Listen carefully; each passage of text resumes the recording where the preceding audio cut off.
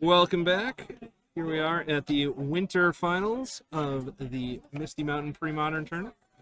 Michael Heup and Ben Rasmussen here. Joke here is I can never remember how to pronounce Mike's last name here. So, at any rate, let's get going. We've got Dylan versus Will. We've got Elves versus Sligh, kind of, pre-modern staple here. Yep, and we also have, these are two local pre-modern Madison players. Will is a little bit known on the webcam scene, where Dylan, I think, has just played at our local events. And some classic matchups with some, I'll say, classic players. So classic players. There you go. I did talk to Will, and it did sound like he had made some adjustments to his Sligh list. We had been talking about how Will has been willing to make changes to the stasis list and try different things. He's kind of extended that theory and done it to the red deck. And I think he's playing Ankh of Mishra and Black Vise in his Sligh deck. I think he was anticipating certain aspects of the metagame that would be beneficial. So for sure. So we'll go ahead and wave at them to let them go here. Oh, yes, that was me. That's a cue for me.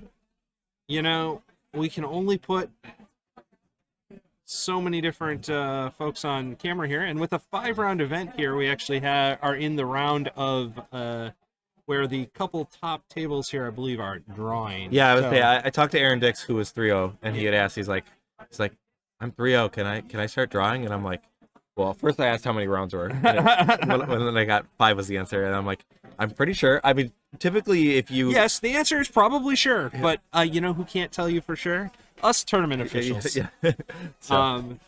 So at any rate, did we give them the go? I told the judge, but give them a go here. But yeah, we're trying to give you relevant matches here.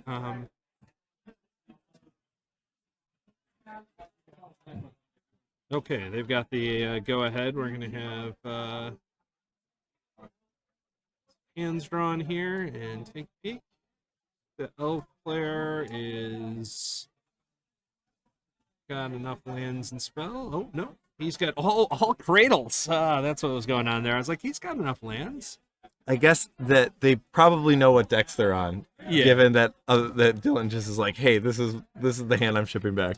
So. Yeah, that seems true. Yeah, all cradles. It turns out not a winning strategy. Yeah, you can't cast it. That card is very good, but it does require creatures to play. It's a good way to flex that you're like, yeah, I got a nice collection. Yeah, hey, I spent the dollars, or I'm just an old person and got them back in the day. Although cradles have been worth something for pretty much all of Magic's history here. It does unfortunately look like Dylan is going to 5 here, though, which is oops all cradles not going to be any better when you only have a few. So thank you for your Prime subscription there. I know I talked to Dylan briefly, and he did play Sligh earlier today, and he did talk about how he mulliganed to 5 and all his creatures got killed. Though I guess the biggest difference is he didn't know he was playing at Sligh when he was mulliganing. So, I mean, getting to a hand that has survival might be something that he's really interested in, and might give it a little bit of different dimension. Still going to be an uphill battle, but maybe a little bit more hope for this mulligan 5. Well, I can tell you this Black Vise got worse and worse here. Yes. Look, he was secretly mulliganing, so he didn't realize it, but he made Will effectively mulligan here. I would say it's so funny the times that I've had Black Vise and like my opponent mulligans, and somehow you're like getting upset about it. Like, this card in my hand was going to deal more damage to you, and now I'm mad because you're mulliganing. Okay, we got Ankh. We're just griefing all over the place here. Hey, would you like to play cards? If you do, you're going to take damage, and if you don't, you're going to take damage. So, and that's real bad on the fetch land. Yeah. Oh gosh, take 5. Is it 5? Yeah, because 2 and 2 and +1. Yeah. Okay. That is a painful forest. Yeah, Wooded Foothills. Yeah, sometimes you just read that one down. He's like, oh man. It's like, you wish this Wooded Foothills was a forest for sure. In this case, yeah, heck yeah. Okay, well, we got the survival that we were talking about. Okay. Ankh is one of those reciprocal cards here, though, so he's gonna go to 0 apparently. Okay, he's figured out. It's a powerful Ankh. It does a lot of it damage. does a lot of damage. We've got it altered. Yeah. It's like back in the day, there was those shades that didn't say till end of turn when you pumped them. I remember when I first started playing, we tried to get those because we didn't realize, we didn't know about erratas. So. All right, a second Ankh of Mishra has been added. So okay, well, this is, I mean, a real prisoner's dilemma for Dylan. Yeah, I mean, I think he's. I guess in theory he could win this game without playing any more lands. Though, yeah, Kyrian Ranger is problematic. Like, just because usually you pick up forests to do a lot of your broken things. Not the ability to not play those again would be problematic. That was a lava dart taking out the well wisher. Pew pew. Okay, do we really want to take some damage? I think that's a. Is that a? Oh boy. Oh boy. Sulfuric Vortex added to the board here. Okay. I don't know what I don't know, but man, this is looking rough. Okay. We got Sulfuric Vortex number 2. Oh boy. So just 2 pairs from Will. He's got a Black Vise and all of and then we're sacking. Okay, yeah. This he's decided that we had one of these situations a little bit last where the hate cards really just were overwhelming. Yeah. And these aren't specific hate cards, but this is one of those things that happens here in Premodern that doesn't happen in kind of some newer formats as much, right? Where you get these like weird prison built that your opponent's just like, well, if I do that, well, that sucks. And if I do that, that sucks too. Yep. And also that sucks. And you're killing me with this vortex. So, this is definitely not standard Sligh here, right? Yeah, I was to say, so it'll be interesting to see if, I mean, obviously that was a great draw that Will had, and it lined up really well what Dylan's trying to do. I mean, because if you just kind of flip around, if he fetched on turn 1, he's at least 5 life. I mean, he's probably 3 life higher. Yeah, like yeah, okay. I guess it's just 3 life. Yeah, so but still, I mean, that's a lightning bolt, right? Like, yeah, that's like not trivial. It'll be interesting to see if Dylan has some ways to get around. And I mean, obviously things lined up really well for Will, but to play Black Vise and Ankh, he has to take something out of the deck, which I'm not sure what it is. I'm gonna guess it's Ball Lightning because I know Will is not particularly a big fan of Ball Lightning. Yeah, but I mean that's very silly because Ball Lightning's fun. But yeah, that's enough. Yeah, but there's some element of the traditional Sligh list that's not present in Will's deck because he's adding Black Vices and Ankhs, and that in theory might give Dylan a little bit more hope. If I don't know what you would cut though, so I don't know if Atog is in this list, but it definitely would have been fun that last round. Yeah, I have played Atog with Black Vise and Ankh of Mishra, not in a Sligh list, but in more of a. Sure. I played it. I had Fling, and then also I just had Phyrexian Dreadnought. No way to stifle or vision charm it. Just I would cast Phyrexian Dreadnought and fling it at my opponent. Oh well, that's a thing. Okay, we're quickly sideboarded very quickly here. We didn't get a chance to talk about it, but look at that pleasant little dude. Yeah, just smiling. And fling Atog. Okay, we're off to the races here with an elf round mana elf that's getting fanatic. Classic play. And another one, replacement elves, incoming, multiple replacement. Oh, we got a Wirelord symbiote there, I believe. So if Sligh is really going to devote a lot of resources to killing the creatures, Wirelord symbiote's a great flag bearer because you pretty much have to target that one first. Yep. And we did. What is? That's an old, or it's a. That's a lightning bolt, I believe. Oh, okay. That's cool. I mean, I love D&D, and that's one of those D&D ones, isn't it? Looks like it. Looks like something straight out of a old school monster manual. I'm just gonna type in lightning bolt and newest. I very doubt that it's gonna be this art, but okay. So yeah, I mean, I'm gonna pretend it's a bolt. Yeah, I think that's a lightning bolt. Somebody help us out. Okay, sorry. We're Priest of Titania. Is that a Priest of Titania? Yeah. Okay. So I will point out Will does have Rishadan Port, which is not typically a card that's seen in the Sligh list. So Sure. given that he's kind of on a mana denial plan, like with the I'm Ankh gonna and guess the we're Black really Vise. on that no ball lightning Yeah. situation here. All right, Dylan is doing some searching. He's getting the Mountain with the Yavimaya Granger, which As we mentioned prior match, that's for anger. yeah. So Okay. which is typically Vortex like out. I guess a sign that like he is going to try and do something with the survival plan, or his mana is pretty good because sometimes it is a cost to get a mountain instead of a forest. Sure. Echo is not going to be paid. Yep. So Weird. The 2/2 is not going to stick around. Okay.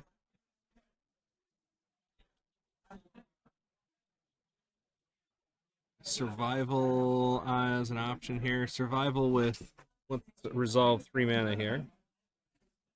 Yeah, so this game is a lot different than the first one. I mean, like Will has done some disruption, but It's not. Dylan has a lot more life to play with, and he's got a mana engine going. And with survival here, we might see Elves do its thing. Yeah. So we're tapping for 2 mana here. He's got 1 floating. Oh, Will's helped us out here.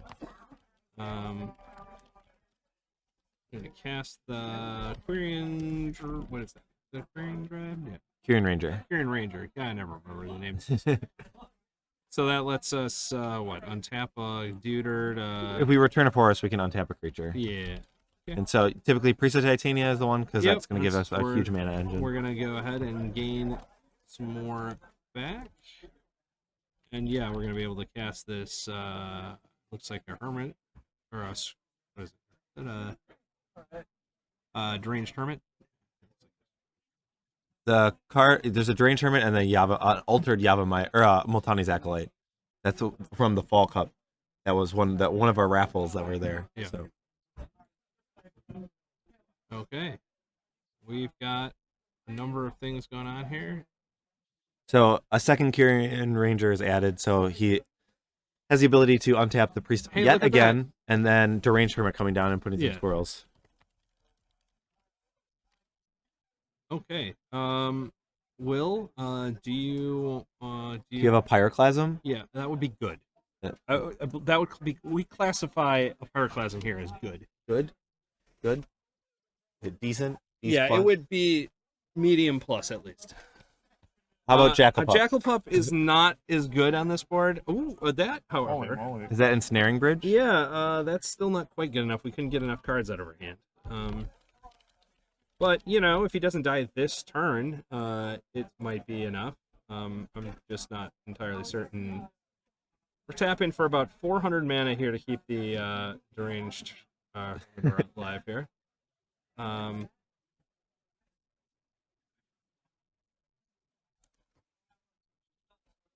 Let's take a look here at these deck lists. We just got them given to us. So were we able to play multiple Echoes with that one Priest of Titania? Yeah, I mean, we could have played 27 Echoes with that. I don't know. Actually, it's like 10 mana, but 4, 5, 6, 7, 8, 9. Yeah, it's 10. It's a few manas. All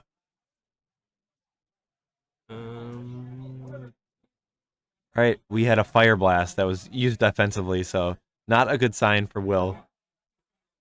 He took out. Oh, naturalized to kill the Ensnaring Bridge. Okay, well that will do that. I think we know what they may have sideboarded some of their cards here.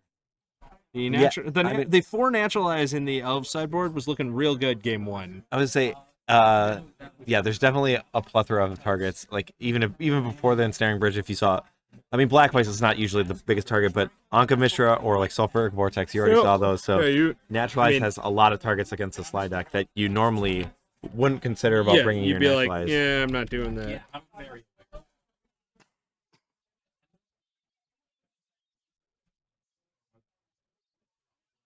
Okay, So both players are going back to their sideboards. It could be information that they've seen different cards. It also could be a play draw thing that sometimes you sideboard differently depending if you're on the play or draw. Yeah. I guess Dylan just brought in these 4 naturalizes and maybe. What did he? He's got a Well-Wisher that he probably brings in. Yep. He had a Well-Wisher main. I'm just looking at what he might have sided out here. Masticore might not be very good here. Tanglewire's got to go, right? Does he have Tanglewires in his list? Yes. I imagine he cut those. Yep, definitely Tanglewire. And that's gets you pretty much there. So.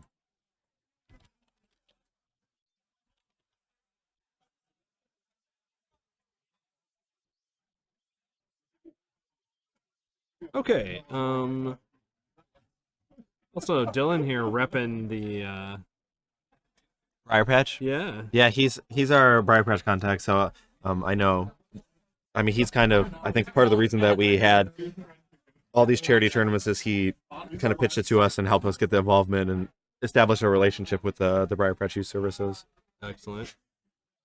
Yeah, I'm excited. I mean, it's maybe not be excited for the viewers at home, but we're getting this event catered, and so we're getting food. So I know I'm ready to eat. I was unaware of this when I agreed to come. So yeah, this sounds great. So we will have a break after this round, but I think what we're gonna do is we're gonna find some players to just be on camera, and we'll do some commentary on. It might be me, it might be BK, it might be some random people in the store, but there'll be some amount of Premodern that we'll do to fill the time. So wait, we're not gonna just like put some standard matches on in between. Yeah, it's what the people want. It's what they want. Everybody wants to see standard, right? Yeah. I mean, I'm not going to bash standard because I don't know anything about it. I don't either, but as I have made abundantly clear, every time a new card reprint gets cast, I don't know anything about anything that's been printed in the last couple of years. Although I am going to go to MagicCon Chicago and play some limited, so we'll see what happens there.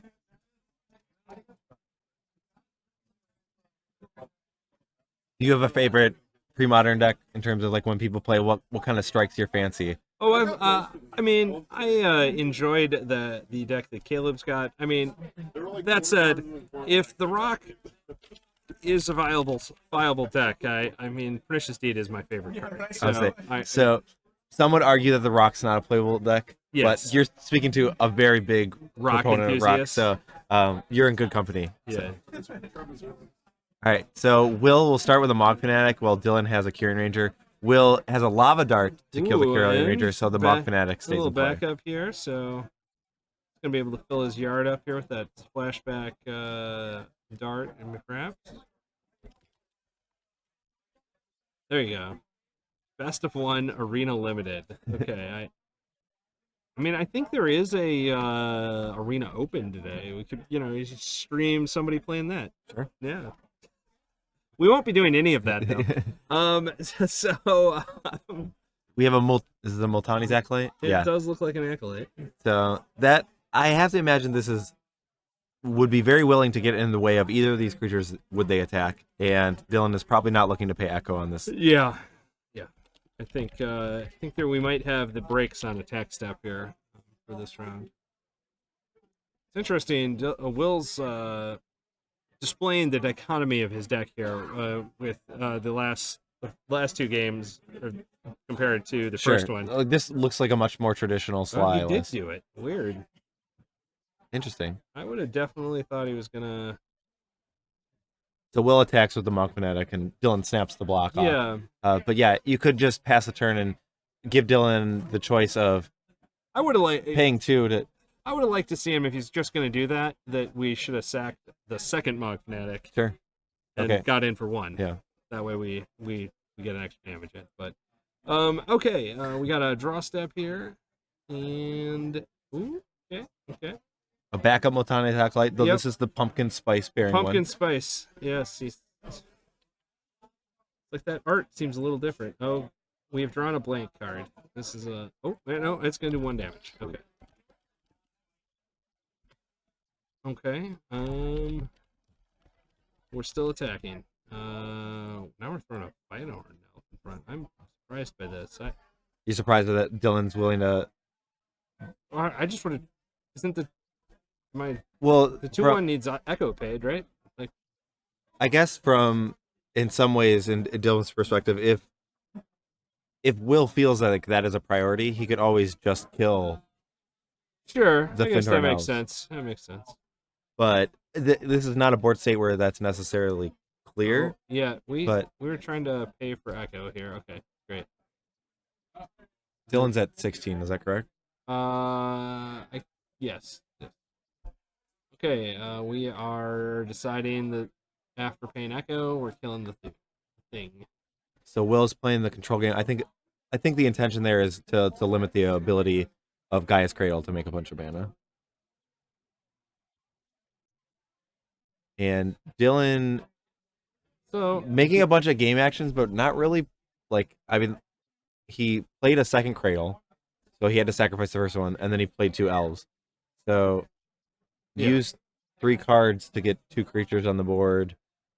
And Will has this Lava Dart at the ready and a Grim Lavamancer that's looking for more food. Yeah, and he's got more blank card in Black Vise in his hand here. Random guy there. I think the reason to do it during upkeep is so that if he plays another Cradle, just like he did, you wouldn't get the mana off it. Because I believe the way state-based effects work is that thing gets sacked without a stack. So are we talking about echo triggers? Or no, if you play another legendary, you play another Cradle, you pick which one, and the other person doesn't get priority. I don't Correct. think. So you end up with getting a mana out of it, perhaps. I'm not sure it's right, but I think that's a reason to do it.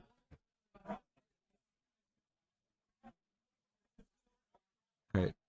So Priest of Titania is going to be added, though, like, with not a ton of Elves and no really mana sink. Like, there's no... Yeah. I mean, nothing to do with this mana. So, kind of sitting here waiting for the other person to do something kind of situation at this point, because the Lavamancer is now out of food, and we're gonna... we're gonna cast? Squee. Elves deck is now a Goblin's deck. Yep. This is a Trader Elf, or a Trader Goblin here, I should say. Oh, maybe Jackal he's just Pup? a friend to all. Yeah, I mean, he's just a helpful little goblin legend. Will happily get in the way of a Jackal Pup. Yeah. Given the option. So that's true. When tough times, the Squee comes onto the battlefield. That's totally fair. I think we're thinking about whether we want to get rid of some cards in our hand here or not. I don't really think you want to naturalize this Black Vise that isn't doing anything. Give him more food. Okay. Oh, that's an Incinerate pointed at the Squee. That is, I mean, basically an Incinerate pointed at the face. Yeah. Because the Squee's going to come back, probably get cast again. Yeah, we did just... I'm surprised you do that, because it gives a little food for the Lavamancer there. Ooh, we got an... What's that other red? Oh, it's Anger. I think part of the worry is Dylan's afraid of too many cards getting caught in his hand. Though, even if you just have Naturalize, like, the rest of your cards are very castable. Like, well, maybe, I guess if he's looking at a card like Anger. Yeah, 4. I was going to say it costs 4. Okay, well, I find... So these were natural draws. There's never been a survival. These are usually targets that you get, like the Squeeze and the Anger. Yeah, you get the one of. So a little bit awkward for Dylan to draw these cards. Okay, Anger's dead, and Jackal Pup gets in for 2. We're down to 9. But with Elves with haste, now they all have... Yeah, now he can just dump his hand almost in any situation. Yeah.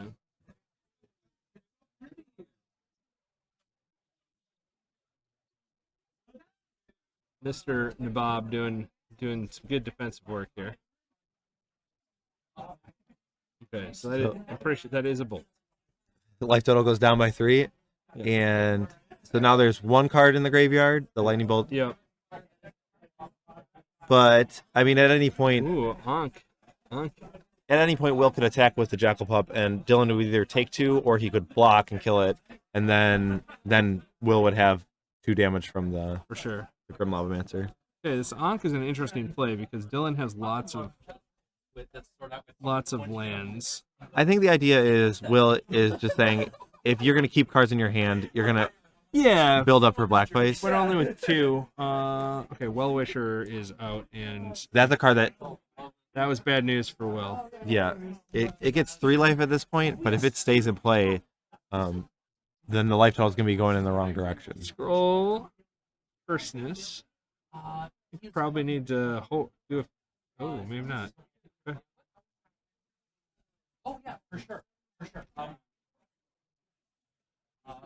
Ooh, survival of the fittest. That is a magic. There are no creatures in this hand, so there's that. There is a squee, but it's kind of funny, like, because if Will is not attacking, certainly if Dylan attacked with squee, Will's not blocking it. So it's funny that squee came out to the battlefield, and now it might actually be a problem because we want him in the hand. We're going to activate our Curse Scroll with this Fireblast. I'm apparently not recognizing what this land in play for Will is. There's an Ancient Tomb. That's an okay. It is an Ancient Tomb. I do know what this card does, right? Does some damage when you tap it. Taps for 2 mana. You take maybe 2. I was just missing them.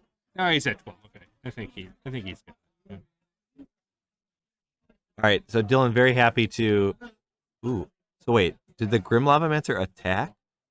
Yeah, I think this was a. Oh, I guess if he had a redundant copy, then.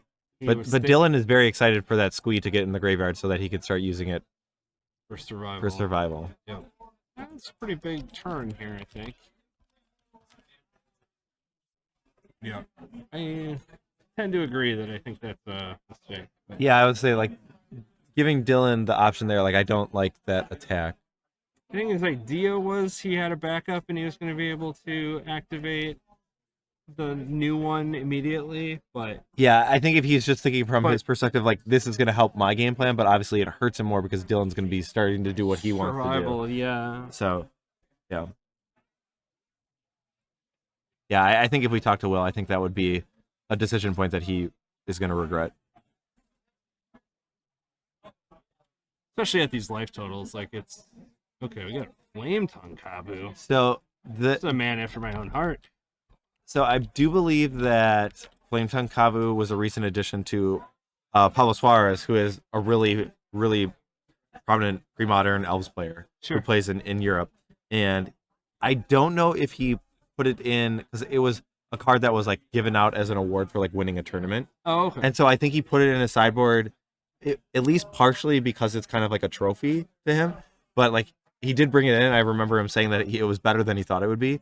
And so now I think Dylan has copied that list and has played. So I don't know if Flame Tongue Kavu is the optimal sideboard card, but we see it coming in and it's getting some use here. So fair. I would say when Flame Tongue Kavu deals 4 to a creature and makes your opponent take 4, it's pretty good, right? It's not bad. No, that's not a bad world to live in. Okay. We're going for Will is packing it up to whatever was going to get got by. All right. So Dylan getting really excited about that Flame Tongue Kavu. But yeah, so Dylan was able to overcome the Sligh deck and the first game was interesting with how not Sligh it turned out to be. Will with the second couple games there looked more traditional Sligh for a lot of it, and it turned out that the Elves deck was able to overcome that. And see what looks like Dylan did side out some number of cards. I'm not actually sure what he's trying to demonstrate here. Anyway, we're gonna maybe take a look here if we can find another match to show us here.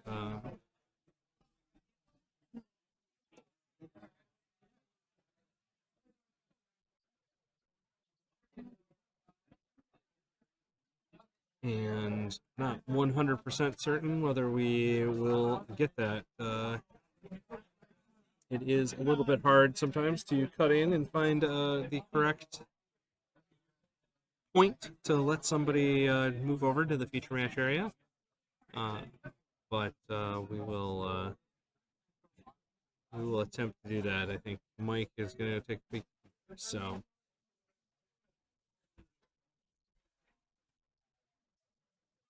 And just as a point of clarification, we did end up deciding to only do. He does have the Atog in there. How lovely. At any rate, we did end up deciding to do the raffle after this round during our little lunch break that we have. We find anybody? I did not. So the only match that was like shuffling up for a game, they're like, oh, we're just playing for fun, and then all the other matchups that are still playing are in games. So Okay. but In that case, I do know like a number of the top tables like they were drawing. 'Cause I do yeah, we believe- know that Caleb played Aaron, I believe, this Okay. round, and they drew. Okay. And there was tables 1 and 2 both drew basically, and then 3 you just watch table 4 here. And others are playing through, but we're gonna take a little longer break this time. Yep. So here I'm gonna go. We'll talk about the raffle. Yeah, again real yeah, quick. for sure. Just in case people weren't on stream, but I'm gonna show just what you need to do if you're interested in doing the raffle. So we're gonna be raffling off the first few items, which was the Jackal Pup, the Naturalize, and the I think it was the Smother. I think those are the first 3 that'll go. So they'll still be, if you're interested in getting those you need to put in your raffles now. And so let me jump to the scene so everyone can see what I'm talking about. So I'm here at the Misty Mountain website, and if you go to here and then search for raffle, there is a Briar Patch raffle for the Winter Finals, and there are different options. So it's $2 to get a ticket, and then you're going to decide which item you want to raffle for. So the ones that are going to be auctioned off first are this Smother, then also this Naturalize, and this Jackal Pup. So that'll be the first batch. I think we're going to do those shortly after this round. We're going to eat, and then I think the other altered cards are going to be raffled off along with the Cloud Goat Ranger playmat, and then the last raffle at the end of round 5 is going to be The print. the Cartographer print, the Misty Mountain playmat, and then the Wizards of the Coast holiday card. So Excellent. so yeah, if you're interested in doing that, let me post the link. But yeah, that is available for you to raffle. And let me get the website. But yeah, so if you're interested in joining the raffle or just contributing to the charity, that's the Briar Patch Youth Services, we would really appreciate that. And we will ship out anything you win, whether it's the card, the playmat, or the card frame. For sure. But yeah, we're going to take a break as we're finishing this round, and we'll be back probably with some entertainment that we talked about. We'll probably have like a bonus feature match, just not part of the tournament, but just to have some Premodern on screen when we're eating. But we will be back shortly. Thanks for everyone for watching. Stay tuned for our next round.